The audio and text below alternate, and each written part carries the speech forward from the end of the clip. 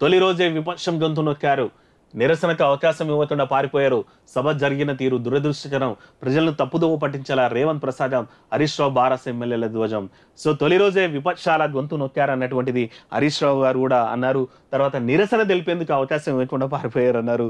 So నిజమే, అంటే అధికార పక్షం ఉన్నప్పుడు అధికార పార్టీకి కొంచెం ఎక్కువసేపు మైక్ వస్తుంది. కానీ ఇప్పటికి కూడా తెలంగాణ ప్రజలు అంటే కొన్నిసార్లు కాంగ్రెస్ గవర్నమెంట్ అప్రిషియేట్ చేయాల్సి వస్తే ధర్నా చౌక్ని ఎత్తేసిండ్రు. నిన్న ఈవెన్ సిపి సార్ వెళ్ళి ప్రజలకు నిరసన తెలిపే హక్కు ఉందన్నటువంటిది, దాని ధర్నా చౌక్ను మళ్ళీ పునరుద్ధరిద్దాం అనేటువంటిది అంటే సామాన్య ప్రజలకే ఇచ్చినటువంటి సందర్భం ఉంది. రెండవది, నిన్న బీఆర్ఎస్ పార్టీ నుంచి కేటీఆర్ సార్ చాలా ఇంప్రెసింగ్గా మాట్లాడారు. ఆ మాటలు కూడా ప్రభుత్వాన్ని నిలదీస్తున్నటువంటిది. తెలంగాణ రాకముందు మన పరిస్థితి ఎట్లుండే అవన్నీ చెప్పిన తీరు అయితే అద్భుతం. ఇంకా టైం ఇవ్వాలి ప్రతిపక్షానికి కూడా, అధికార పక్షం వాళ్ళు టైం ఇవ్వాలి నిరసన తెలిపేందుకు. ఎందుకంటే మీరు ఎక్స్పీరియన్స్ చేసిండ్రు కాంగ్రెస్ పార్టీ.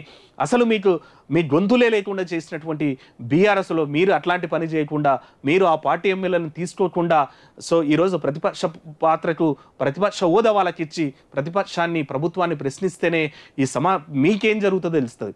ఈరోజు బీఆర్ఎస్ పార్టీ తెలంగాణ తెచ్చినమన్నటువంటి బీఆర్ఎస్ పార్టీ 10 ఏళ్లకే ఇంత వ్యతిరేకత కూడగట్టుకోవడానికి మెయిన్ రీజన్ ఏంటంటే ప్రతిపక్ష గొంతు నొక్కడం అనేది, ప్రజా సమస్యలు వినేటోళ్ళు లేకపోవడం అనేది ఈరోజు BRS party.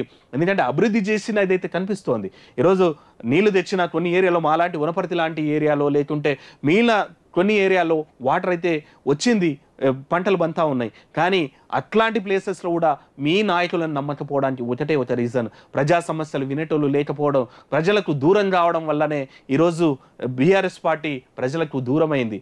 So Congress party అయినా సరే టీఆర్ఎస్లో గెలిచిన వాళ్ళని గుంజుకునేకుండా, ఎందుకంటే పూర్తి మెజారిటీ ఉంది. ప్రతిపక్షానికి ఆ గొంతు ఇస్తేనే మీ ప్రభుత్వం కూడా వాళ్ళ సమస్యలు, ప్రజా సమస్యలు ప్రశ్నిస్తేనే మీరు వాటి మీద పనిచేస్తారు. మీరు పనిచేసినప్పుడే ప్రజలకు పనులు జరుగుతాయి. అప్పుడు మీ మీద యాంటీ రాదు. సో కాంగ్రెస్ ప్రభుత్వంలోని రేవంత్లో నడిపిస్తున్న కాంగ్రెస్ ప్రభుత్వం అట్లాంటి బీఆర్ఎస్ చేసినటువంటి తప్పు చేయదని అయితే మేము అనుకుంటున్నాం. అదే చూడాలి మరి.